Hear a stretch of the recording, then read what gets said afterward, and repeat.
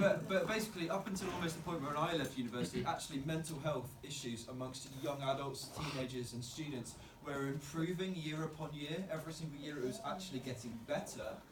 And then we get to this point where all of a sudden everything collapses, and if you read the research, they can actually, this is the research I was in the States, okay, so maybe slightly different, but they can actually pinpoint the exact year when it started to crash. When it started to crash in the year 2007. Does anybody know what happened in 2007? The Credit launch, crunch. launch of the iPhone. Oh, right. The launch of the iPhone. At the launch of the iPhone, okay, the first proper smartphone, mental health issues in young people start to crash. And if you track mental health issues in young people's lives and smartphone usage, the two correlate exactly. And if you look at the research, well, the research I was reading anyway, it said you can discount basically any other factor, and it goes through various other factors that it could have been. It could be the financial crash of 2008, and it kind of like draws out different things, but basically comes to the conclusion that the cause of mental health in young adults is down to primarily smartphones, but they don't know why.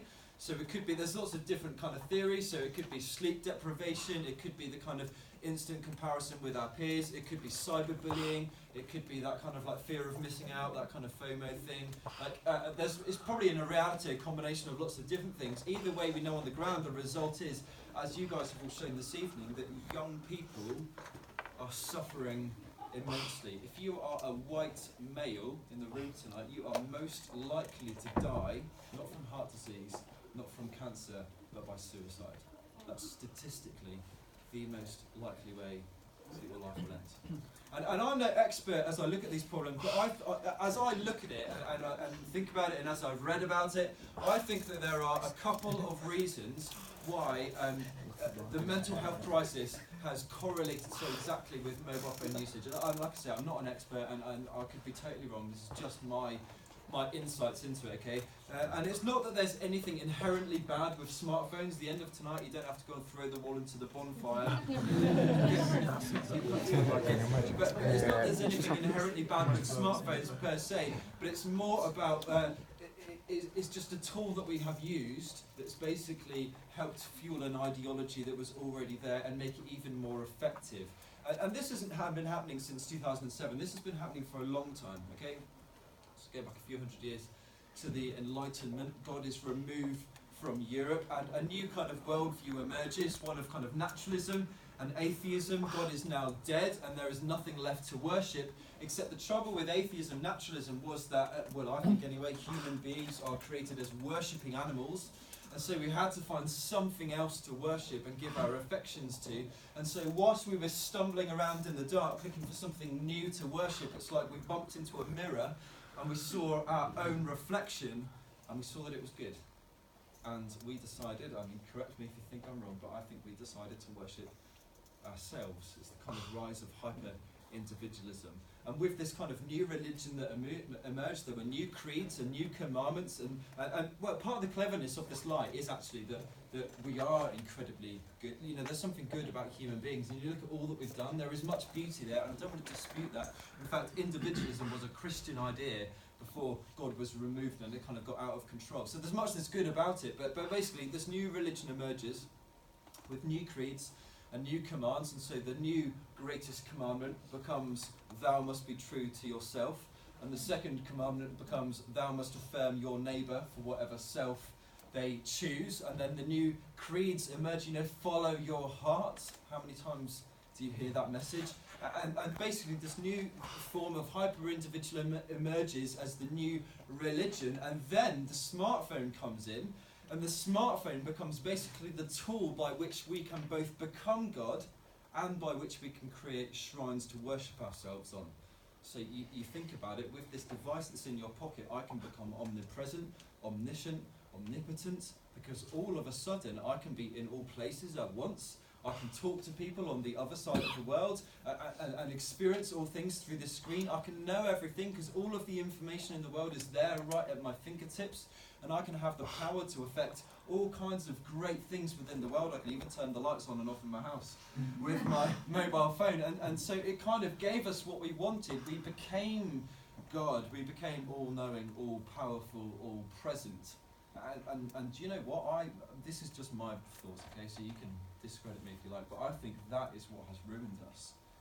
Because the trouble is, if I become God and I worship myself, it just creates a whole load of problems. Firstly, if I am God, I have to be worthy of worship, and yet when I look inside for myself, what I see is not worthy. And also, I look at all the stuff that I think God should be doing, like, fixing climate change, fixing poverty, fixing the political situation, and then I look down on my own small two hands on my phone that's on 10% battery life, and I just think, man, it's not enough. I struggle to even get out of bed in the morning. If this is all that there is, if I am God and there's nothing more, then there is no hope. And we kind of spoke about that on Friday night. I actually know of a student who, a student was telling me about a friend of hers, and she said that basically she has decided that she's never going to have kids in her life because she thinks it would be cruel to bring them into the world, because she sees the lack of hope and the way that everything is sliding backwards, and she thinks the best decision that she can make is to not have any children because she thinks it would be cruel. It's crazy, isn't it? I heard of another student story, and this is tragic, but they decided to take their own life after they worked out that their economic output was not was not worth it in light of their carbon footprint. Like, what? And I think that is where thousands of young people, students your age, are ending up, because this is what our culture has created, and it's been fueled by smartphones. Follow your heart, be true to yourself. It sounded great, but then when you check the small print, it said everything is a mess and you all have to sort it out. Well, sorry, but there's no hope to be found. And because it all stops with you. Climate change, your future, your career, your reputation, your relationships. There is so much pressure, and if all there is you look inside of yourself, you look at your phone on 10% battery life and you think, this is not it.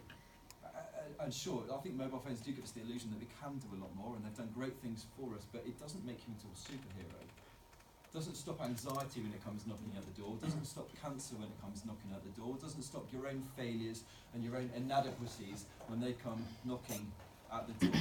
And so I think that the result of this kind of mental health crisis and the illusion of becoming God that our mobile phones has given to us has actually created a huge amount of shame amongst young people. I think it's shame that vast swathes of people are experiencing. Shame because they feel worthy because they're not good enough. Shame because they know that they never can be and never will be God. Shame because the culture says that they should be who they are on the inside, and yet they know who they are on the inside isn't good. Shame because they watch Greta sailing halfway around the world, or the whole way around the world, in order to save the climate, and yet you can't even get out of bed in the morning or leave the house because your anxiety is consuming you. Or shame because you read about Katniss Everdeen in the Hunger Games rising up to save her generation from the adults that have ruined everything, and yet you just cannot seem to summon the power in your life to even get an essay in on time. Shame because the only meaning that they can find in life comes from delving deeper into the lie that they are God.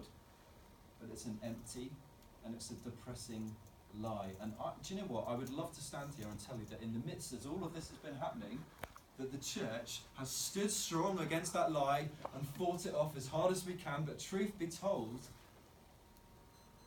I think we've fallen for the same things by and large. There are some amazing exceptions, but you think about, as we come to plan an evening like this one, if you've ever been involved in the planning of something like this, what does your mind go to? The first thing that often comes to your mind is, what do you think people will want when they come? What will make people feel happy? What do people want to experience? The last question that we seem to ever ask is, what would God want? It's all about what we want. Or even when you're planning the CU Events Week, like the first thing that comes to our mind is, how do we kind of make it relevant to people? How do we kind of meet people where they're at? How do we make it accessible? We never seem to sit down and say, well, what would God have us do this year? And I know there's wisdom, obviously, in making things appeal to people. I'm not saying that. I'm just saying we have things in the wrong order. And we've made it about us. But there are some amazing exceptions. There's some incredible things happening within the church at the moment, within the UK. But I'm just saying, if our meetings are more to please people than they are to please God, then you have to start to question, who is it that we are actually worshipping here? are we worshipping God? Or like the rest of the culture, are we just worshipping ourselves? I don't know. Like sometimes in my darker moments, I look at everything that I'm doing, and I wonder if any of it is even right. Sometimes I feel like it's completely wrong, and yet I don't really know what the answer is. But I do think, as we come to this passage here, that there is something of the answer here within the scriptures, because I believe that the word of God is as relevant today as it was the day that Jesus said these words, and that if we can embody what he tells us to do in the scriptures, in the Sermon on the Mount, we will stand out in our culture in a way in which nobody else will. And so let's get into this and see what he tells us to do as he calls us